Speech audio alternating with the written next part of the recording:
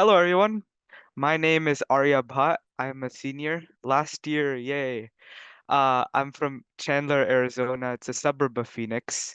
My mentor is Jackson Mejia. Shout out to him. He really helped me get through the project. And my project is the onshoring channel of economic growth for developing countries. Now, why did I choose this topic?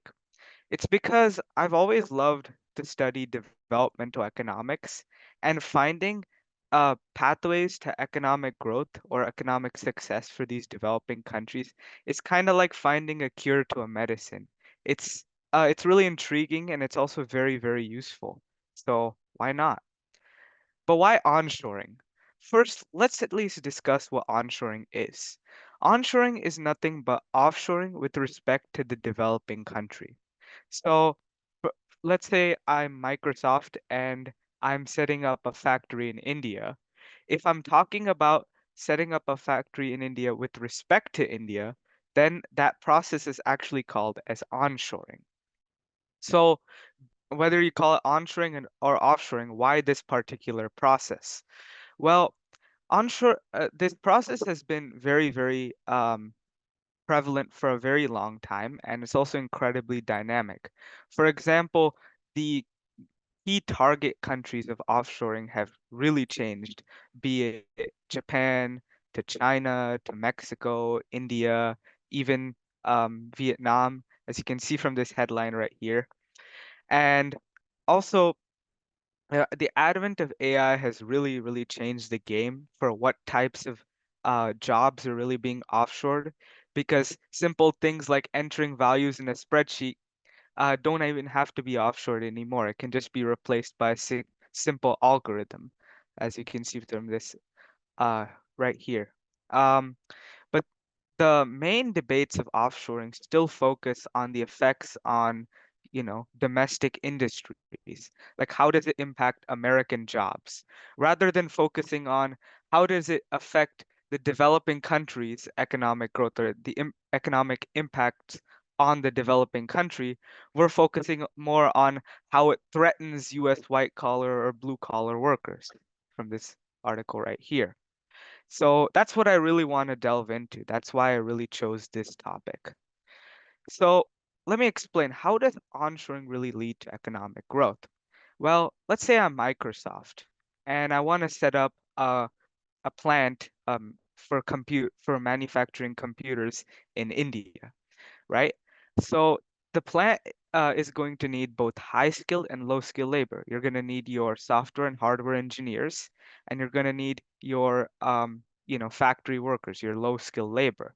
So obviously this means that high skilled and low skilled labor demand automatically increases for Indian workers, and that actually increases both high skilled and low skilled wages.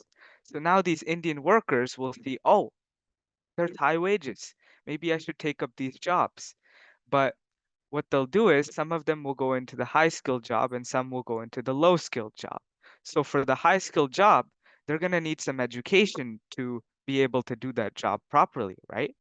So from this graph over here, you can see that education demand actually increases, which increases the quantity of education demanded, and it actually leads to an increase in the quantity of education received in general.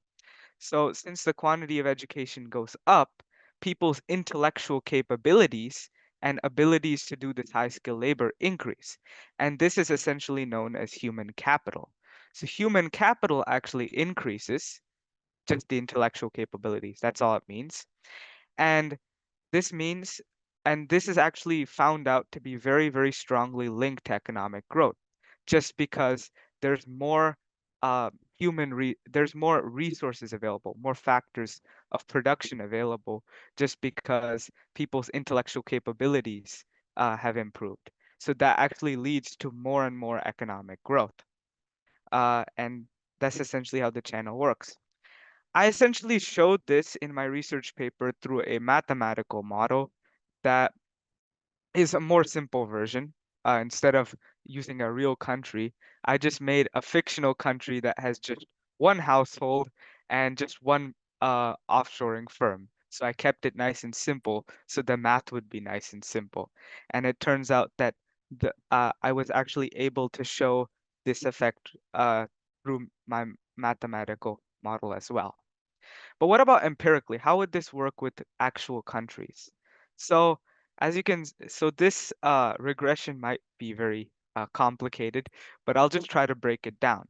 Essentially, our goal here is we want to find a correlation between a spike in onshoring and a spike in education growth rates, just because we want to show that onshoring is correlated with education growth or onshoring is related to correlated with economic growth. So we just want to show that through this regression here. So how would I measure onshoring? Well, onshoring is nothing but a company investing in a country's capital. So that's nothing but foreign direct investment. So this variable right here is actually just the growth rate of onshoring. And this variable right here is just the growth rate of human capital. But how would I measure that? I'd measure that through the growth rate of educational attainment. But how would I measure educational attainment? Well, it turns out the best metric for that is something called as the Education Index, which is created by the United Nations Development Program. So then I took this and I also considered other variables like the past growth rate of foreign direct investment and past values of the education index so I can really hone in more on how the growth of offshoring immediately affects the growth of of human capital or education. So I just tested this data on a panel of 11 developing countries that are some of the biggest targets of offshoring, like India, South Africa, Bangladesh, etc. And these are emerging markets. And I did this over the years 1990 to 2021 inclusive. It's also a fixed effects model, so I accounted for fixed effects of the country so that there's less discrepancies between the country and any time fixed effects, so any recessions, etc. And of course, error. So this essentially sums up my results. So what we want to do is show that the only way if there's a significant correlation is when these error bars right here don't intersect with this line over here. We want to make sure that that our error bars do not touch this line over here, otherwise there is no correlation. So this is the variable we were trying to test in the first place, and as we can see here, the error bars actually do not go past the zero line, which means that the FDI percentage growth rate actually is found to have a significantly positive correlation with the education index percentage growth rate, which means we found what we were looking for. We found the correlation. Yay. But here, this actually intersects with with the x-axis here, which means that this was actually not even a significant factor. So we didn't even have to account for this. But this past education index turned out to have a really, really strongly negative correlation with uh with the education index growth rate. So actually taking this into account was really useful just because it's such a significant factor to take into account. So what does this mean? This means, again, we found what we are looking for. We found the positive correlation between a spike in FDI growth rate and a spike in education index growth rate. And this essentially means we haven't ruled out the possibility that a spike in onshoring can actually increase the rate of economic growth, which means we found what we were looking for. The problem is that this is just a correlation because there's actually a possibility of something called reverse causation. So there is a possibility that these increasing education levels actually incentivize companies to go, oh my God, they're actually making good progress in their education. Maybe we should offshore there. And that could also be a possibility as well, but we have no way to really test for that. So that's why this remains just a correlation. but we can still make a possible hypothesis that a spike in onshoring could increase the rate of economic growth. It's still a possibility because if there was no correlation or a negative correlation, we would have found that this possibility that onshoring can actually increase economic growth wouldn't be possible. So we would have found that this is not a viable way to increase economic growth.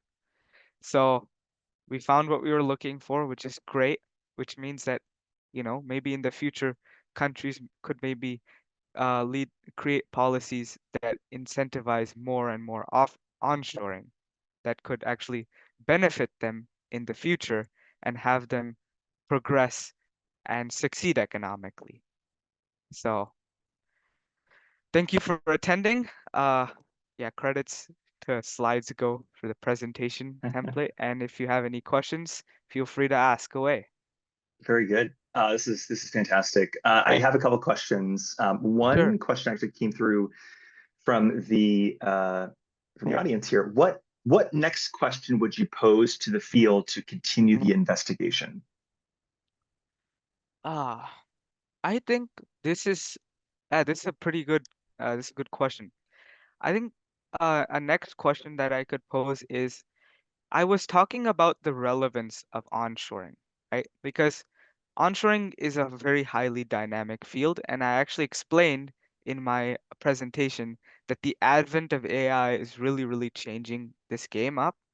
So I'm thinking maybe I could also see how AI impacts onshoring on this, so that Mm, that way I could see uh, if, jobs are being negatively or positively impacted and which jobs are being negatively or positively impacted. I can see different sectors or different, types of industries that are being offshored more, and I can see how which ones are more and more susceptible being replaced by AI. So I can take this in an even more relevant light, and I can show really the relevance of this investigation, and and if if onshoring still proves to be relevant, that means that this could remain a viable way for countries to use to, boost their economic growth or boost their success economically. I have one more question. How does onshoring investment influence the education levels and skill development in host countries? Come again? So how does the onshoring, um, let's say that like India brings in 8,000 new jobs Yep. for Microsoft or what have you, right? How does that influence the education levels or the skill development in those countries? Because now you have these jobs that are um, in the host country in India, and now like there's this opportunity to grow professionally Yeah. um, in those host countries. Yeah. So basically, even from my project itself, uh, this onshoring actually does end up increasing this educational attainment, just because a lot of onshoring still remains as high skilled onshoring. So um, they prob they're still onshoring things like software engineers, hardware engineers, and all of that. So that Mhm. means um, people like Indian workers are are going to need more education to do this, and often in developing countries, uh, they they have very uneven and possibly very, very low levels of educational attainment already. So obviously they're going to need to go through more schooling Mhm. and, study a lot more just so that they can receive this higher wage. So this higher wage actually acts as an incentive for them to go through this schooling and then improve their educational attainment and actually be more and more career ready for these specific types of jobs. So it actually does help build their educational attainment levels. Great. And one more question from the audience. This is a very technical question, but were any time lags noticed between the FDI change and the education index changes? Um, Were any time lags noticed between the FDI change That's a and very, very technical oh, question. I see. I see. Okay. Um, yeah, it turns out so with the time lag thing, I actually wanted to take into account that factor itself just through the so I had if you could see in my presentation itself, there were two variables that I had. I had a variable that was what's it called? F FDI as a percentage of GDP present, and then there was one of FDI as a percentage of GDP 1 year before. So I actually took that part into account um, in my regression itself, but it looks like it turns out to be not a significant coefficient. So that probably means that these time lags were actually not a significant factor in this whole study itself. So I made sure to take that lag effect into account, but it just wasn't as it turned out it wasn't actually a significant effect just because it crossed the standard error bars actually crossed the zero, the x-axis. So that means it really didn't matter in the long run. So yeah. Very cool. Great.